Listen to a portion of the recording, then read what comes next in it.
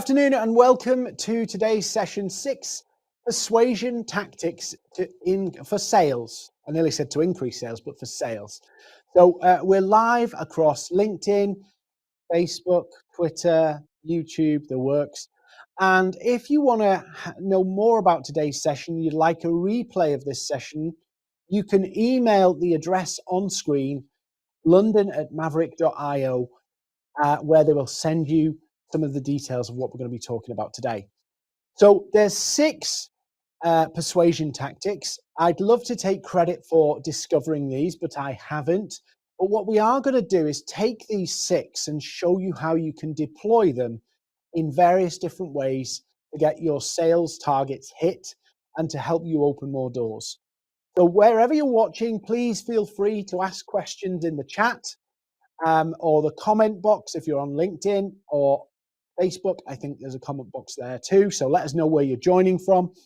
We're going to start in 4 minutes. So you've got 4 minutes to make a brew, get a notepad and pen, and do something else. So 4 minutes time, we're going to start. We're going to look at this topic, look at the different persuasion tactics, how they can be used in the sales process, how they can be used to generate more leads and conversations, and apply them and give you some practical application for them.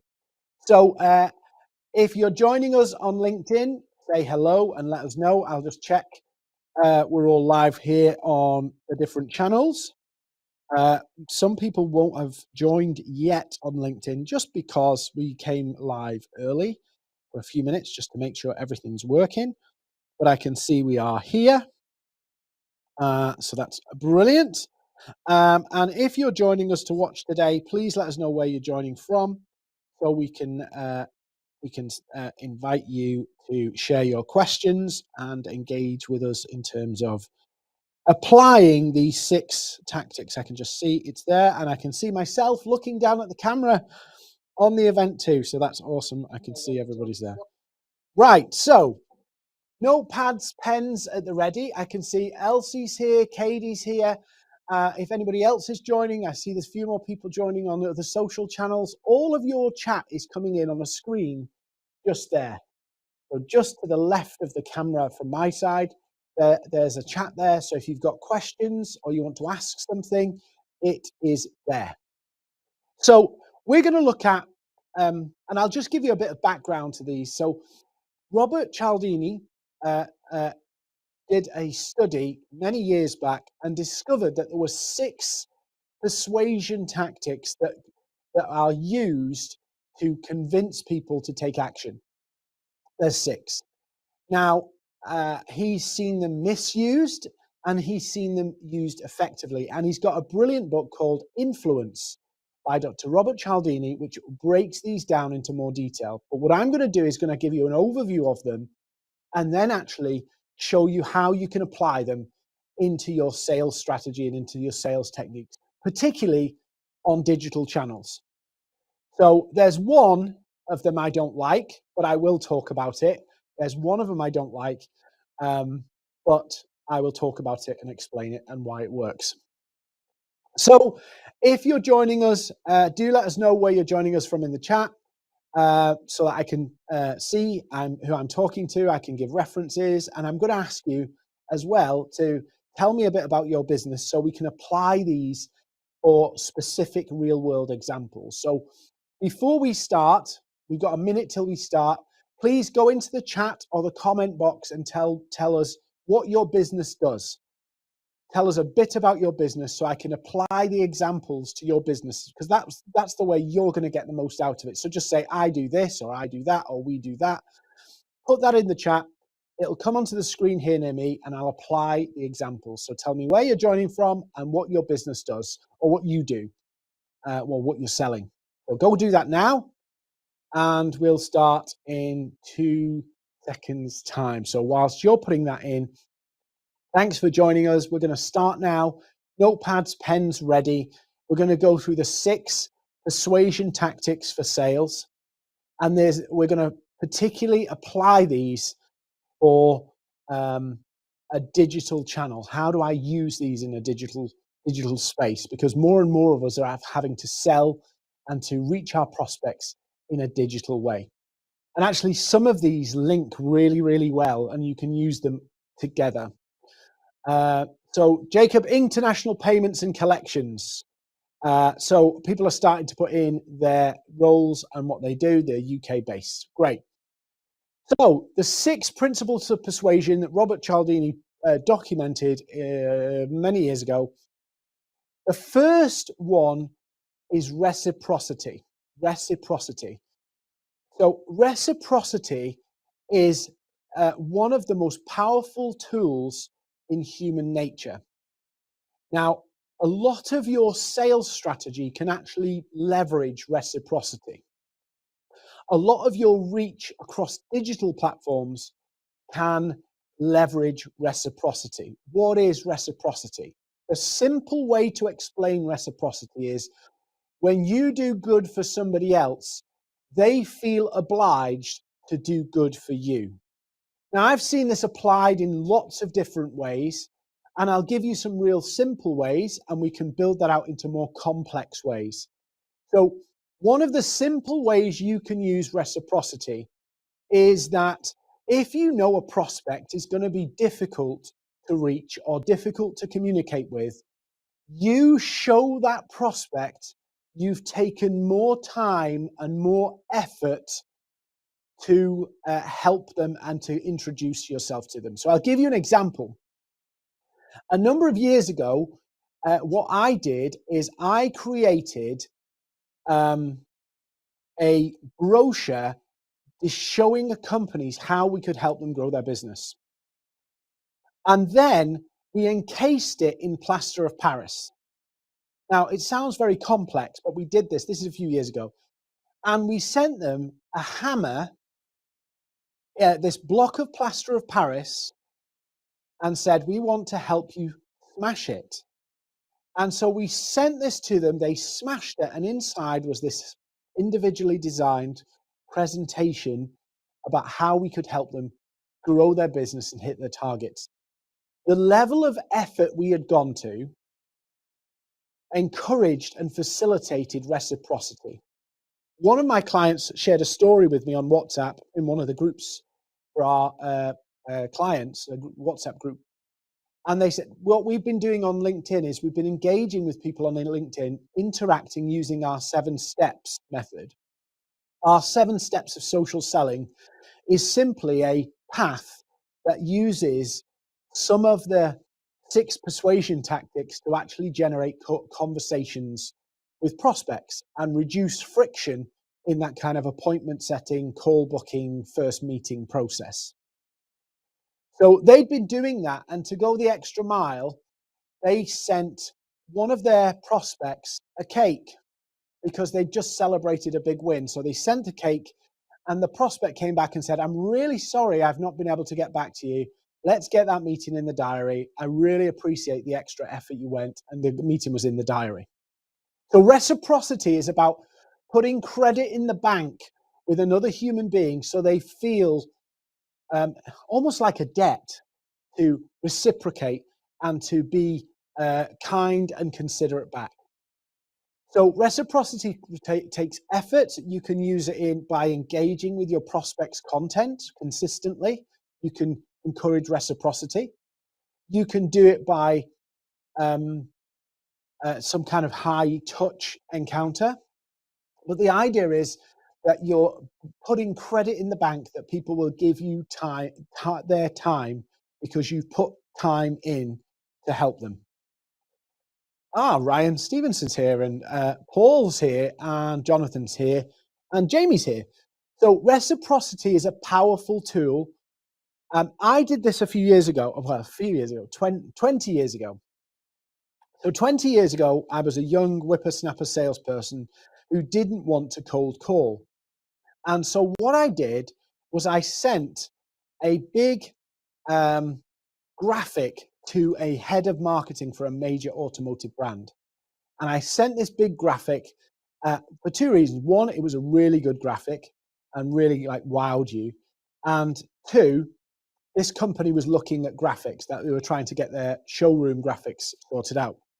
So I sent this in a tube, sent it to the person, in a big tube, unmarked, and then called up and asked to speak to him. And of course, somebody was filtering the call. And I said, "Oh, I'm the guy who sent the BMW graphic." Oh, it was a BMW graphic. And he decided to speak to me, and he said, "That graphic, the way you printed that graphic and the imagery on it was incredible, except for the fact he was a rival brand." And I said, "Look, we can do this for you. I wanted to get it in your hands to show you what we're capable of.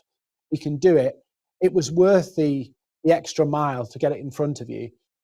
So he gave us the time. And off the back of it, a contract was won for graphics for showrooms. So going the extra mile, the reciprocity makes a huge impact in how you outreach. That little bit more effort. And sadly today, a lot of people in sales particularly don't want to put any effort in with a prospect. And some of you might go, "Really?" Go look at your email inbox. Look at the emails you get from salespeople where you can tell they're templated. You can tell nobody's put any time in.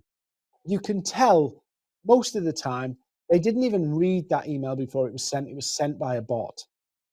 So if we can detect that, so can our prospects. So when we actually take the time to go above and beyond, they respect that and will give you the time. I use this strategy, this reciprocity strategy, alongside some other elements of what we're talking about, to send reports, custom written, custom research reports to businesses we want to work with, to show them things that could make a difference in their business that we've observed that will help them close more deals, shorten their sales cycle, get more bookings and appointments. We show them how to do it so that they'll pay attention to us. Well, what else have you got? How can you help us? Well, reciprocity is a powerful tool and probably one of the best ones in today's session. There's one more that's a bit more powerful. Now, this second one is the one I don't like. It's scarcity. And the reason I don't like it is across the internet, I see countdown clocks or deals, and you've only got so much time or limited time offer and all of those things. But scarcity is something that makes people take action. So having something with a specific date and a hard date forces people to choose. So scarcity and rarity and limited time forces people to go, I've got to do something. Do I want it? Do I not? I see it too often abused. I don't see how this is abused, but I don't want to see it abused, particularly when it's something digital. But scarcity is often used and in various different iterations with weekend promotions and limited dates where people can get discounts. All of those things are good, but often I see a lot of false scarcity. So scarcity is a powerful tool. I don't want to talk about it too much because I don't particularly like this one. But it's about imposing a limit to encourage people to respond. So that could be, you get 30 days free if you sign up in the next 24 hours. It can be any of those things that force a hard deadline on people to make a choice because they're going to lose it, or so it's limited in some way so that it's not something that they can get any time. So it forces people to take action. A lot of companies where they're offering, digital training or digital courses or any of that kind of stuff will actually put a 1 year intake. They only take people in once a year and that's it. Now, the inverse is that some people will go, I don't want to do that because I don't want to limit. And they worry about the limit of, if I impose that you have to sign up and by this date, or you have to do it by this date, people won't. And what do I do then? But actually the psychology of it is it forces people to make a decision there and then. So scarcity is a powerful tool. It's often misused, but it is a powerful promotion tool. I'll give you one example. A sales rep, and a lot of sales reps will have this. There will be regular price reviews.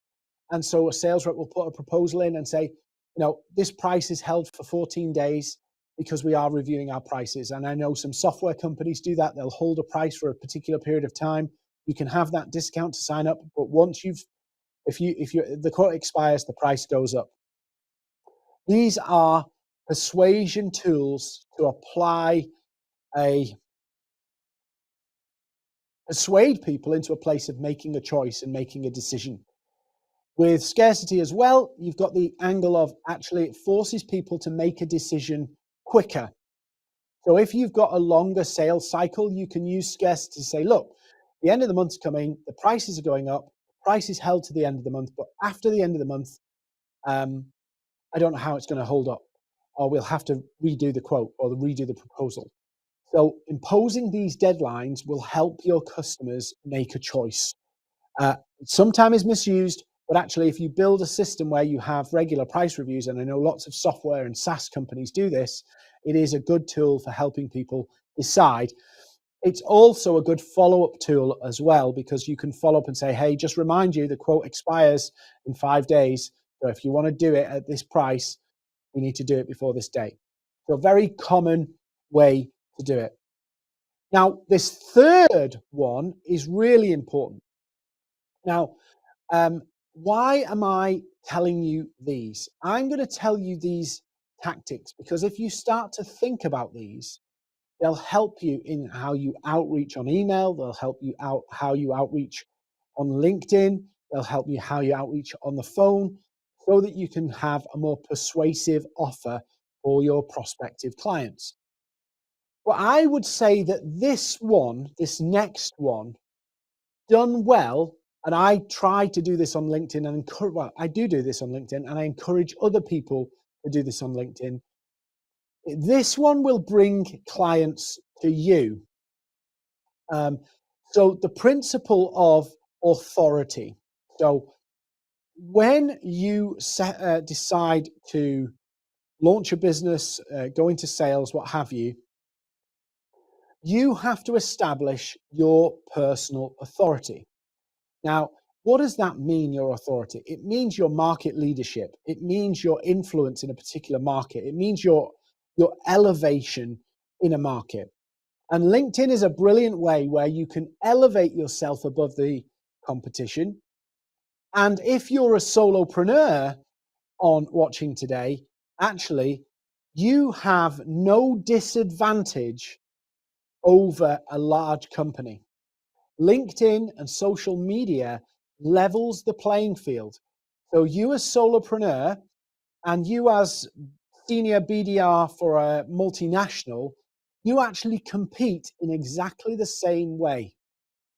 So I've taught solopreneurs to talk to major brands and taught sales teams to do it and talk to major brands. It's the same principle of, do you look credible? Do you look trustworthy? Have you built that perception of trust and credibility and authority on the platform? And also, well, I'm going to come to the other one in a minute, but have you elevated yourself and your offer and your positioning over and above what your competitors are doing? That's not about your product. That's not about your service. It's about your standing in the perception of your target audience's mind. And your target audience might be 200 companies. It might be 200 decision makers. It might be 10,000 decision makers. But on LinkedIn, and the reason why LinkedIn's become so big is because we've developed this behavior where we check people out on LinkedIn before we decide how we respond to them. So if you send an email to a decision maker today, or you cold call a decision maker today, and they're marginally curious, you've sparked their interest, but not enough to tip them to committing to anything or even committing to a meeting, but you've sparked their interest a little bit. And maybe you've agreed to give them a call back, or maybe you're going to follow that email up. One of the things that's become a thing, a behavior, is that people will go to LinkedIn and check, who is this person? They'll look at your profile and see, should I talk to this person? Is this person credible? And so more than ever, the salesperson and their standing on a social media platform becomes detrimental to their sales success. And it's only going to get more so that people will use digital channels to vet people, particularly now it's become so easy to have a logo in 5 minutes, have a website in 24 hours, and have a virtual phone number and all of that stuff. It's very much more difficult for people to see who is credible, and so they look and check more now than ever. So building your authority, your market leadership, even if it's with a small community of people, becomes really important. That they look at you and go, this is somebody who really is serious, they're really engaging, they're interesting, they're active, they're visible, so that they can check you out and vet you. 62%, we did a survey of last year, and 62% of decision makers we surveyed said they would vet somebody on LinkedIn before they decided how they would respond to their pitch or their connection request or their email or works. 62%. I can remember 2 years ago when that number was 34%. So 62, 2/3 of your audience are going to, your target audience, your prospects are going to vet your LinkedIn profile to determine whether they should respond to you or they should give you the time of day. So authority, establishing your reach in the market, your influence in the market makes a huge, huge difference. Just as an aside, if we've got any questions or any examples you'd like me to share, please ask questions in the chat or the comment box, and they'll pop up on my screen. I'll answer your questions. So authority, some simple tips that you can do with your authority. Number one, make sure your LinkedIn profile picture is actually visible to people you're not connected with. Number two, make sure you optimize your LinkedIn profile for prospects coming to vet you so that they can see whether you're credible or not. Get sharing content, not like a content robot where you're just sharing posts from your company page. Share some stuff, share some ideas, share some insights that show you believe in your product, you believe in your service, you believe in the company you work for, and you're confident in what you're offering into the market. Show some authority. Be confident, not arrogant, but be confident in what your product or service can do, and be proud to have it represented on your profile. Sometimes I look at people's LinkedIn profiles of salespeople, and it looks like they're in a company, but their profile looks like they're looking for a job. I'm a results-driven, proven track record, yada, yada, yada, which subliminally says to a decision maker, you're a hired gun. You're a hired gun. What people are looking for are people who believe in what they're selling. And when you believe in what you're selling, when you're confident in what you're selling, when you believe in the difference the service you offer has such an impact, that develops into a position of authority because you know you can help people, and it exudes from you even when you're not pushing it on people. It exudes from you that you're confident in the product, you're confident in the company you represent, you're confident in the services you provide, and it elevates you. And simple things, real simple things like sharing consistently on LinkedIn can be the key to building some authority around your profile and you as a person with your target audience. So the next one is consistency. Consistency. Now, this is something that a lot of cold call people have known for a very long time. That people like to be consistent with their previous actions. So if we think about this as a cold calling example, historically, people would try and ask people questions on a call to get them to say yes. Because human beings, it's a trick of our minds, if we say yes a few times, we're more likely to say yes. Human beings like to be consistent. We're not always are, but we like to be consistent with what we've already said. So asking the right questions of people, asking good questions of people will encourage them to share with you what they're trying to achieve and what their goals are and what their challenges are. And from that, you can ask more questions, draw them out so that they're explaining their issue And then you can offer a solution to them that fits their needs and challenges. And usually human beings have to be consistent with that. The only reason people don't take action when you've done that process, you've engaged them with asking questions that draws out the needs so you can offer your product and service so it is consistent with their needs. The only reason people usually decline is simply because budget, obviously, but it's down to the interaction with you, which is the next point I'm going to look at. So this principle can be used to help people keep moving down a pipeline or a process because they want to be consistent. So think about this in your emails. When you're outreaching to people, mirror back to them what they've said to you in previous calls.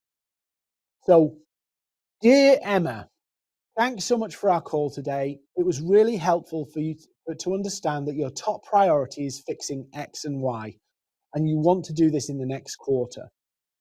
So what I've done is I've put a proposal together that will help you do this in the next quarter, and here's the details. So you send that, there's your proposal. So you're helping people be consistent. Then you might follow up Emma after a few days because she's got the proposal. I know you're keen to get this done in the next quarter, and that was a top priority for you. And I understand how challenging these issues are for you because it's causing this issue. You mirror back to them the things they've said to you about how important it is they solve that problem. So I'll give you an example. I have a question sheet.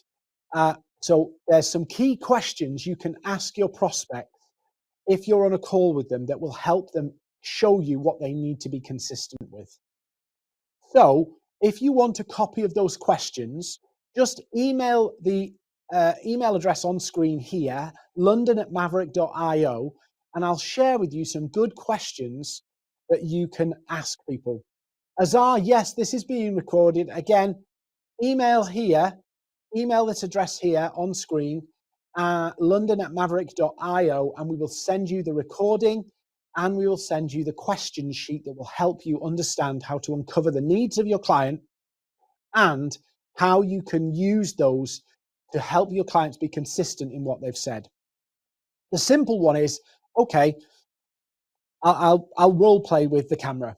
So hopefully you'll get this. I'll role play with the camera. So let's call the camera Dave. So Dave, how important is it that you, what's the big challenge you've got? So Dave will tell me the big challenge. And okay, and how, what is this causing issues in the business? Is it slowing down your growth? Why is this such an issue for you? So I'd get Dave to elaborate. Okay. And what have you tried to fix this already yourself? What have you tried to fix this already yourself? So Dave would say, oh, we tried this. And what worked? Did anything work? No, nothing worked. Or this worked a bit, but not as we hoped. Okay. So in your next quarter, next 6 months, 12 months, how big of a priority is this? Is it something that is just a niggle, or is it like a massive issue? Where does it sit in that space? Oh, it's actually a real high priority. And how much of a priority is it next quarter, next month? And I'm just asking questions. Okay, so let me walk you through how I would approach fixing those issues. You've said that it's this, and the timescale and how big of a priority it is for you. Okay, so I've mirrored back to Dave all of what he said in summary form. Then I would walk through and explain how my product or service would help Dave resolve that issue. And I obviously document that in a proposal. And every time I follow up with Dave, I would remind him of an element of what we shared about how high of a priority this was. So people like to be consistent. So use those questions to help people draw out what people want to achieve. Let them tell you what their goals are, what their challenges are, and then you can answer those challenges, answer those goals with how your product or service fits that. And then as you follow up, you can reiterate some of the things that you've discussed, and it helps the client go, yeah, these guys understand. They really are serious about helping us with this issue. So what happens is Dave says it's high priority. You accept it's high priority and you put together a proposal based on Dave's high priority. People like to be consistent.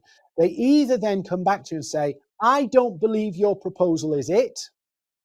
Yeah. Or I can't afford your proposal.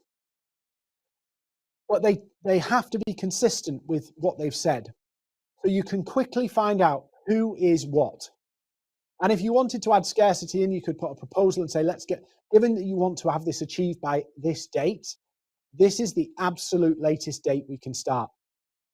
So, if you're building something, manufacturing something, or if you've got a service provision, they've got a pressing deadline for an event or something, you say, absolutely, we can help you with those challenges. If we're going to do it and achieve it by the deadline you want, this is the date you need to push the button. So consistency is key. It's a very powerful tool. So number 5, and I'm racing through this at the moment because lots of you here are watching, but not asking me any questions. So point number 5, and again, go buy Dr. Robert Cialdini's book because he explains this really, really well, but I'm just giving you some practical applications of how you use this. The number 5 is liking or likability. People do business with people. People like to enjoy and engage with people like themselves. The people need things in common, not just a business transaction. You've got to have some things in common. People resonate with each other because there's things in common. Similar personalities, similar styles, birds of a feather flock together. So as part of your process of reaching out to people, you should be trying to create common ground and not about business, about other things, create common ground. So you'll see this in lots of sales meetings where the first few minutes are preambles about talking about life and family and holidays and weather and weekends. It's to build common ground, rapport. People like to do business with people they got on with that are like them, similar. So that's why people will talk about football before sales meetings. So how do you do this in a digital channel?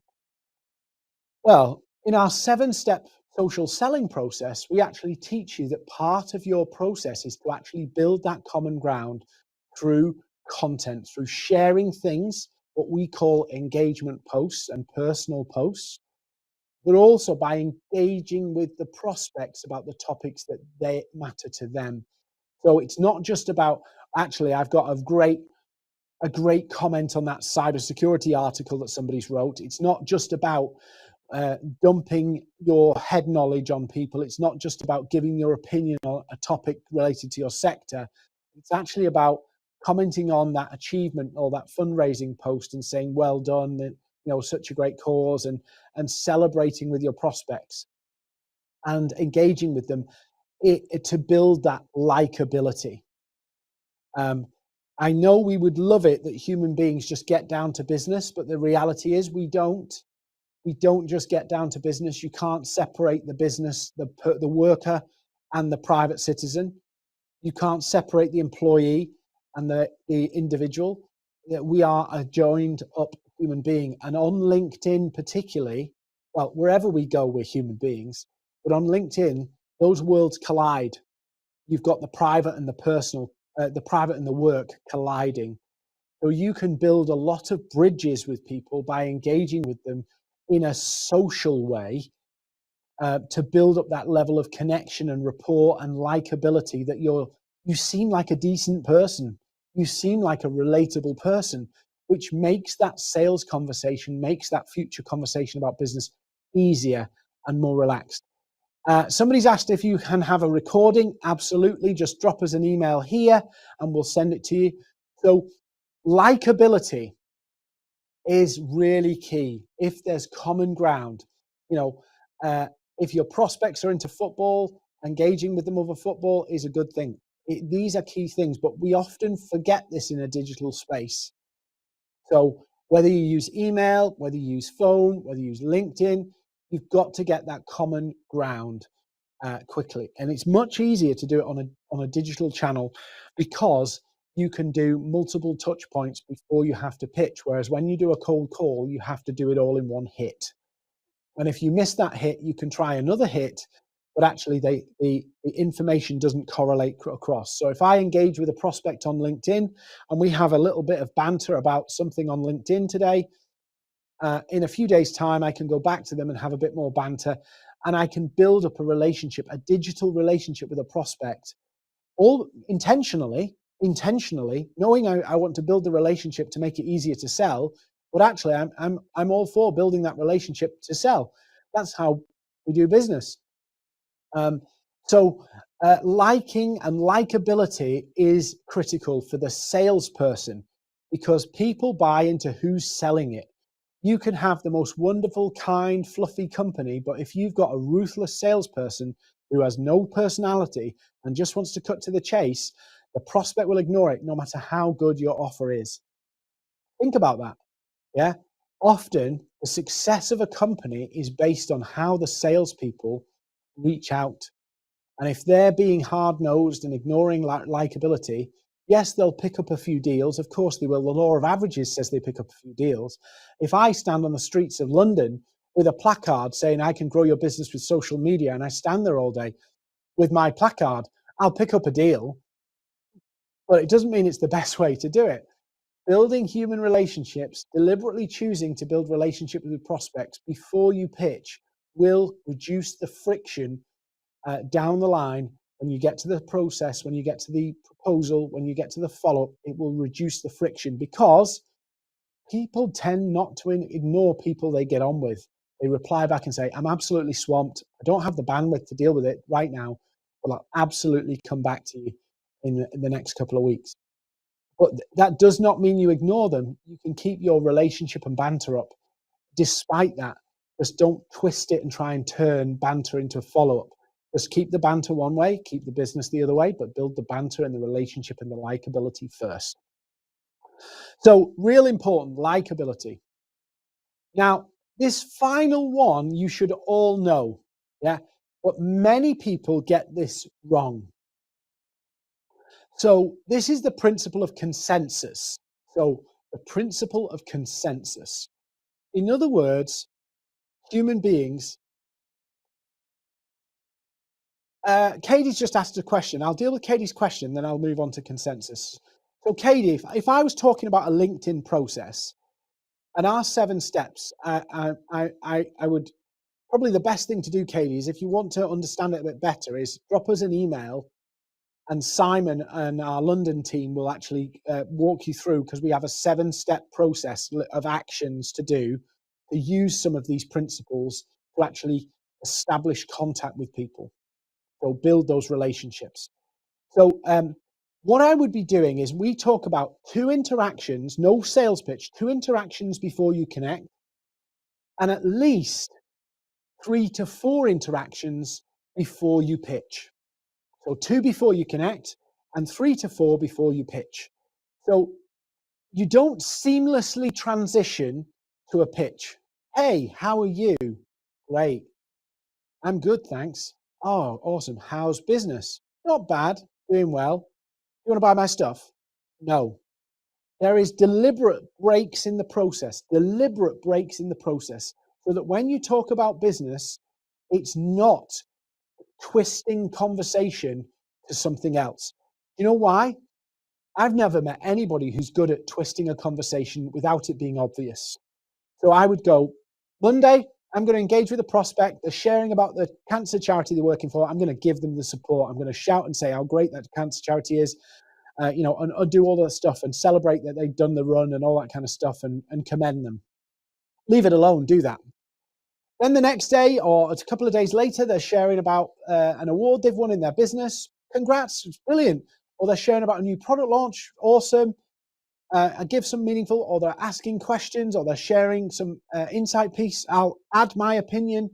Obviously, if I disagree with them, I'm not going to add my opinion in full, but I might say, I've got a different take on it. What do you think of this? Do that. Send them a connection request. Then I'm going to do that 2, 3 more times and go, let's build up this this relationship. Let's build up these interactions so that I'm not just a random stranger. I'm actually a person they know, and we have some value in interacting on the platform. Then on my step 7, that's why it's called the 7 steps, now's my time to talk business. So I might, Simon, one of our team, he runs the London office, he likes to build his 7 steps and then give them a call. And he's got some calls with some real big companies by doing the process. Yeah. Building the relationship and then giving them a call. It's a warm call then, it's a more receptive call. Some people will do the LinkedIn piece and engage with people and build up those levels of relationship and then drop them an email. Still engage with them on the platform. That never stops because it's about that's relationship. And if they turn us down, and I'll give you an example. I've been engaging with somebody on LinkedIn. He's turned me down. He turned me down on my first pitch. But actually, to the credit of Simon's kept engaging, and Simon called and did the call and got the call. So it does work. It's about how you interact with people and how you build the relationships and the channels you use. So I wouldn't try and twist one conversation into another conversation. I do engagement to build a relationship.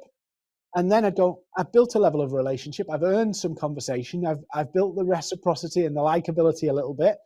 Now I'm going to ask them, and it'll be straight business.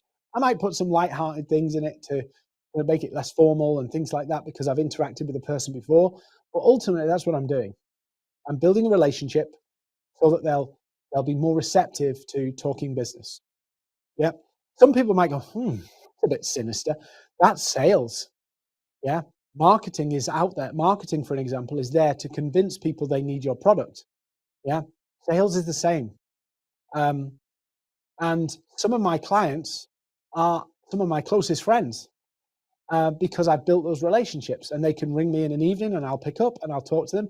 And if they ask me something ridiculous, I'll tell you, you're being ridiculous because business is about people.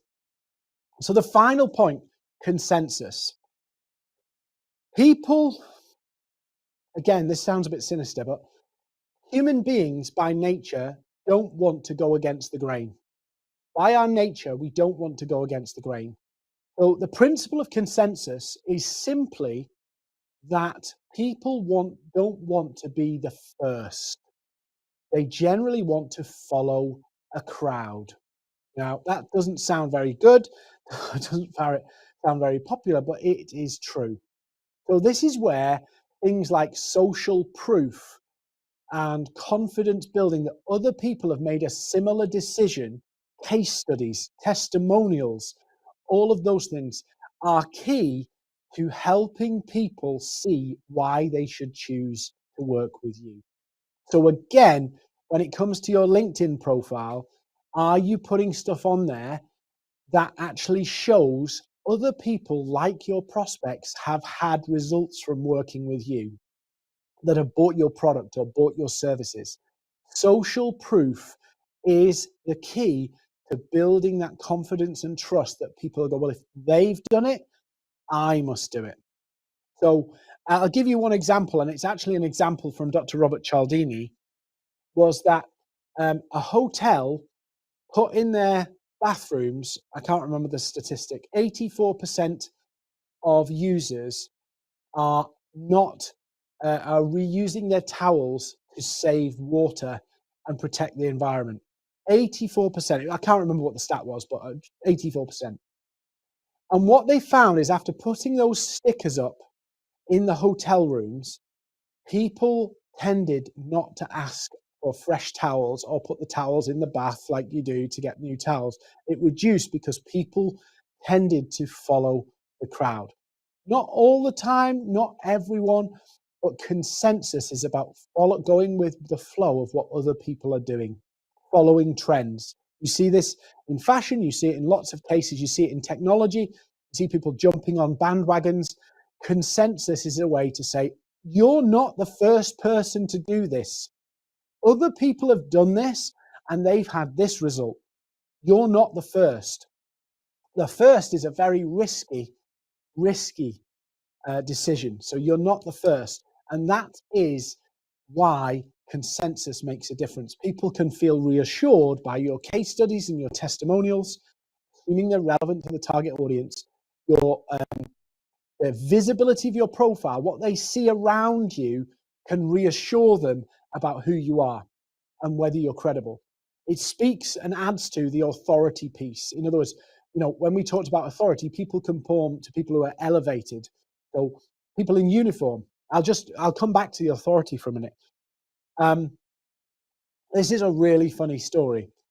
Some people decided to see, and it's a guy on TikTok actually, he decided to dress up in a workman's uniform and walk around with a ladder and see where he could get.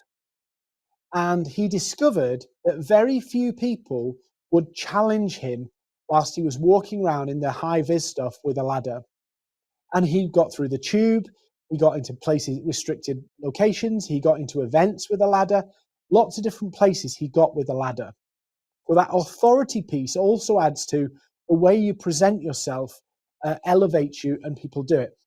It's really strange, and actually, I don't know why humans do it, but it actually leads to that consensus that people tend to conform to what other people have done. There's a really interesting video on YouTube, and if anybody wants to see the link, just email us and I'll send you the link to the video.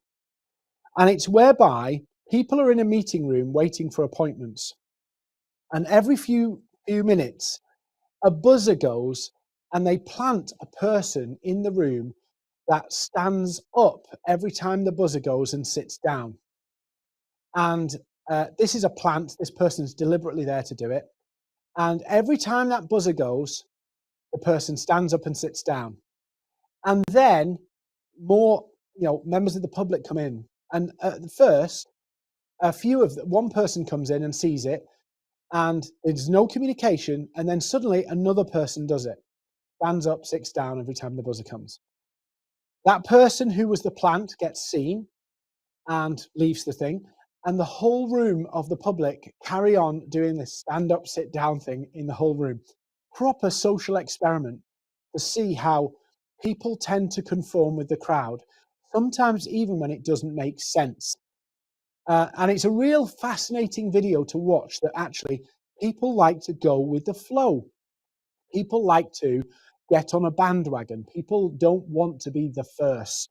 So if you can reassure people and create an environment where they can see other people have done this and other people have had these outcomes, people like you are achieving this, it's very persuasive. It's very powerful in helping people go, I should do that too. So yes, Katie, it's worth watching that video where they stand up, sit down. It's crazy because you look at it and go, why would anybody do that? But sometimes in environments like that, we actually do. It's so strange that human beings are incredibly vulnerable in some ways. And that's why I said when I started out, these principles can be used and misused. And you're done well for the right reasons, where you can add value, where you can deliver something for a client, can help them make the best decision. But they can be abused. And also to bear in mind is that some of your competitors may be using these already, and you're wondering why your superior product, superior service is struggling to compete. And it's because you haven't woven these principles into the way you operate, into the way you present yourself, and into the way you communicate and land your message in a space that your prospects can entertain. So LinkedIn is powerful for doing some of this stuff. Whilst you're doing your outreach on email, you're doing your outreach on the phone, LinkedIn can do some of this subliminal stuff that you need to do to prime your prospects, as we would call it, to reduce the friction.